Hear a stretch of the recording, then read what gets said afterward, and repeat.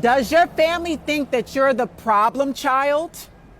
Have you been labeled the problem child by your mother and father? Have you been exiled or kicked out from your toxic family, yet they stalk the fuck out of your social media? Let's have a conversation, okay? Let's talk about the problem child, shall we? If you grow up with a narcissistic mother or father, and in my case, I'll use my mother. Both of my parents are narcissists, but I mainly was raised by my mother. She was my first bully, my first hater. When you grow up with a narcissistic mother, she becomes the ringleader, and she will guide the rest of your family and turn them against you if you are the scapegoat child. If you don't know what the scapegoat child is, if you have a family of multiple siblings, mother, father, and multiple siblings, each child will be appointed a specific role. The scapegoat child is usually the only child that gets bullied, beaten, and battered, molested. The child is targeted all throughout childhood and into adulthood by the narcissistic parent. God curses abusers. A study of Matthew chapter 18. Matthew 18. Whoever causes one of these little ones who believe in and acknowledge and cleave to me to stumble and sin, that is, who entices him or hinders him in right conduct or thought, it would be better for him to have a great millstone fastened around his neck and to be sunk into the depth of the sea. Woe to the person on whose account or by whom the temptation comes. As I read this parable and judgment from the lips of Jesus, I imagine a young girl running toward the brilliant light of truth, of good and God, full of joy, excitement, and confidence. But before this little girl takes but a few steps, she feels a large foot brush against her leg, and she finds herself stumbling head first to the ground. So she tries again. She thinks to herself, perhaps, if I take a different path to the light, this light I so long to embrace, maybe Mommy will not stick out her foot and trip me up this time. But once more, before she garners a head of steam, she feels that large foot kick her feet out from under her, and down she goes. This little girl tries again. After all, the last two paths she took may have been wrong, right? The light keeps calling. The light keeps drawing and tugging on her heart. So she takes another stab at it, this time from yet another path. Same outstretched foot, same stumbling into the dirt, same result. This scenario is played out over and over again until the child makes the inner adjustments necessary to survive this moral stumbling block everyone knows as Mommy. Did you have your feet taken out from under you when you tried to please the overseers of the household you grew up in? Did you have your feet taken out from under you when you tried to do good? Did you have your feet taken out from under you when you demonstrated an interest in God? Did you have your feet taken out from under you when you tried to make your overseers proud of you? Did you have your feet taken out from under you when you were simply being honest about your perceptions, your feelings, your thoughts? Did you have your feet taken out from under you when you communicated the slightest discomfort at behavior that you instinctively knew was wrong? Did you have your feet taken out from under you when you attempted to show affection toward anyone or anything, including a pet?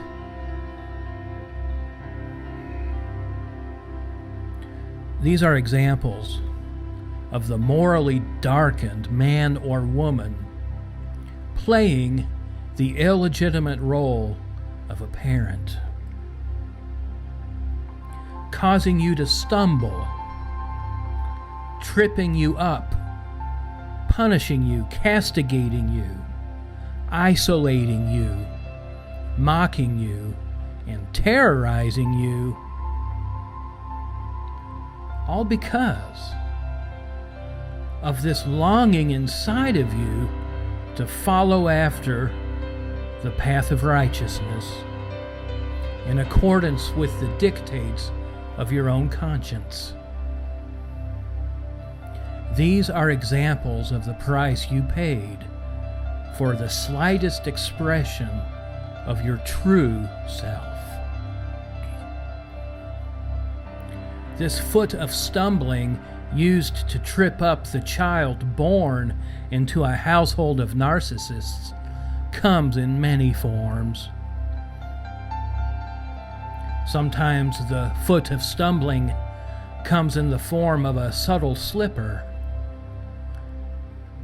The child is made to feel stupid, crazy, and inferior in front of her other siblings. She is compared to her less conscientious brothers and sisters in an unfavorable light.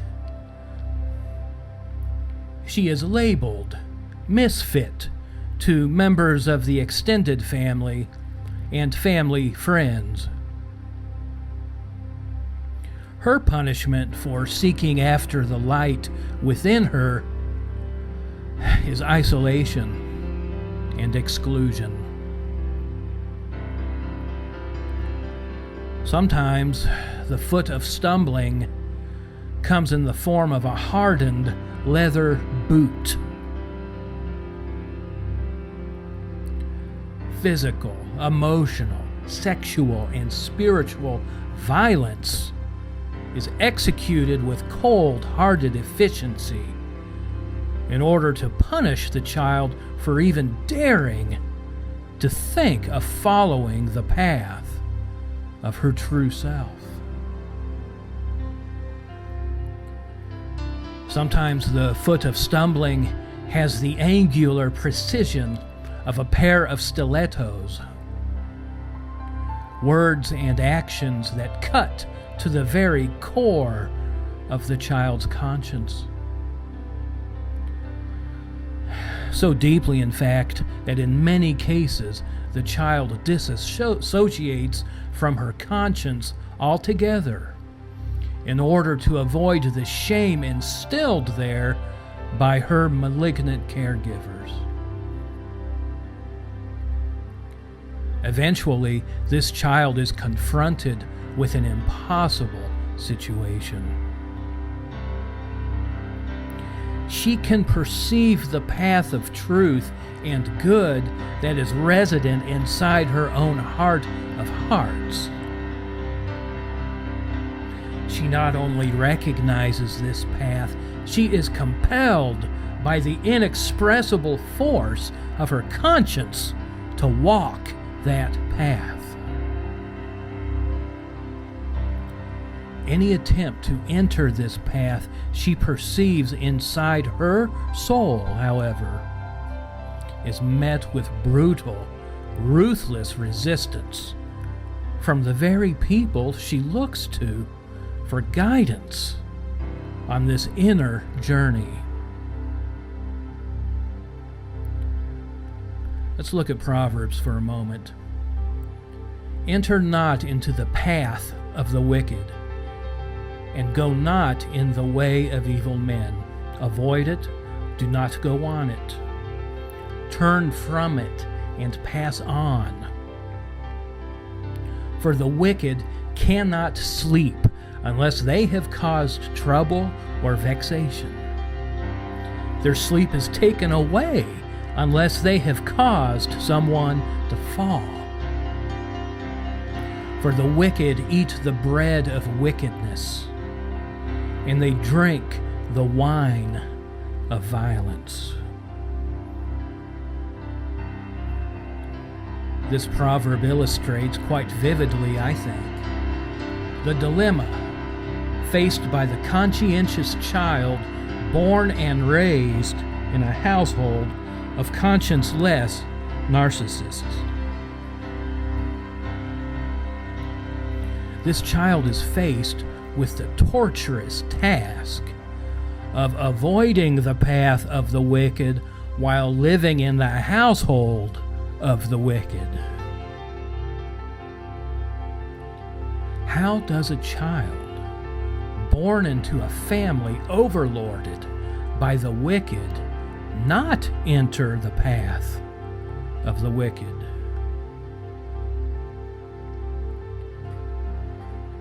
The conscientious child, through no choice of her own, through no fault of her own, is forced to comply with the wills of individuals who cannot sleep unless they have caused trouble and vexation. The conscientious child, through no choice of her own and through no fault of her own, must find a way to survive this camp of men and women who gladly eat the bread of wickedness and drink the wine of violence. The conscientious child, through no choice of her own, through no fault of her own, is forced to comply with the demands of individuals who cannot rest unless they have caused someone to fall. This young child is that someone targeted to fall by these wicked individuals. And I sometimes wonder if this isn't why God seems to take personal responsibility upon himself for the welfare of the fatherless and the motherless. Those of you who have survived this hellhole with your souls and sense of self remotely intact are living miracles. You are the true heroes in God's book.